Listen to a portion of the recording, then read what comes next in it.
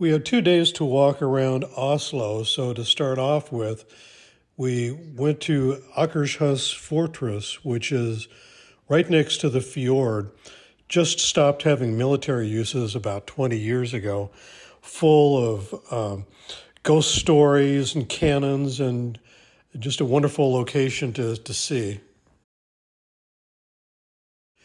Preparations were being made for the Norwegian National Day, which is May 17th. It's called Constitution Day. And as a consequence, in the fjord next to Akershus Fortress were the royal yachts for the Danish and Norwegian royal families. The oldest buildings in Oslo are in Christiania Square. The reason they're the oldest is because beginning in the 1600s, they started building with stone instead of wood, which used to burn every few years. We happened to be walking by the government buildings on our way towards the royal palace just as the Queen of Denmark arrived to help mark Norway Day on May 17th. The tall gentleman in the naval cap is the Crown Prince of Norway, and the Queen of Denmark is the woman in the white hat. And the flags that you see are actually Danish flags being waved to welcome the Queen of Denmark.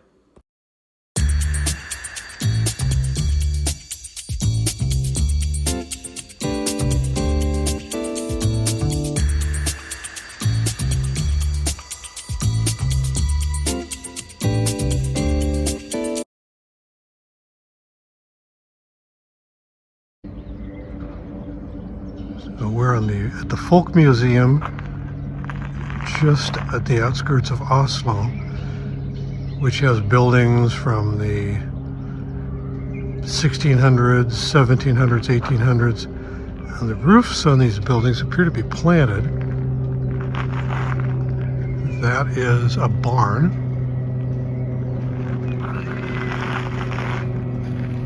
And it's basically an outdoor exhibit. You walk around and they have indoor exhibits, but it's kind of interesting, all the old buildings.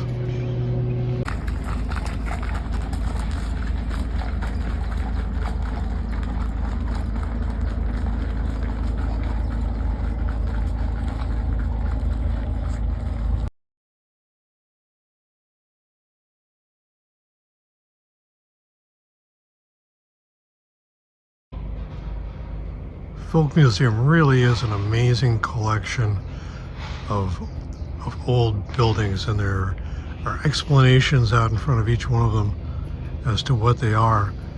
You can just imagine being in the 1700s and these buildings are what you use. For example, the building that's just coming into the frame now is a loft storehouse. This farmhouse is the oldest farmhouse in the outdoor folk museum. It goes back to around 1250. And if you go inside, there's just one big room inside.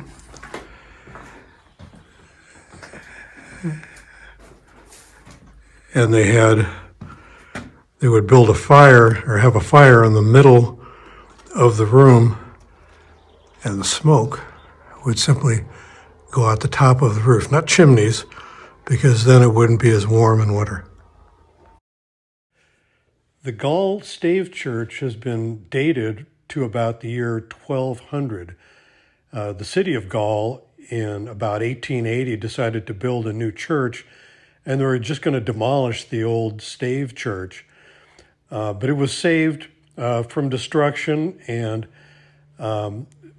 rebuilt at the open-air museum that King Oscar had just outside of Oslo. He financed the relocation and restoration of the building.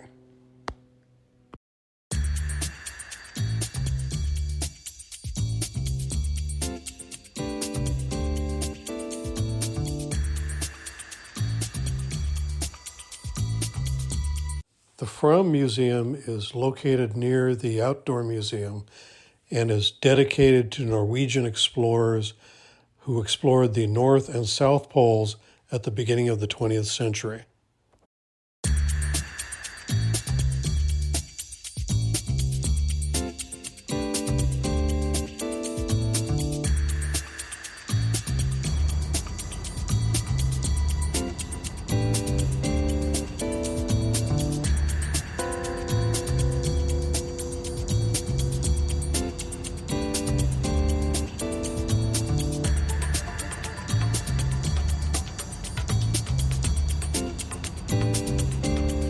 So if you have a day in Oslo, do what we did, get an Oslo pass, and you can see museums, ride buses all day long, and take a water taxi back across the fjord at the end of the day to have dinner and maybe explore the yarn shop.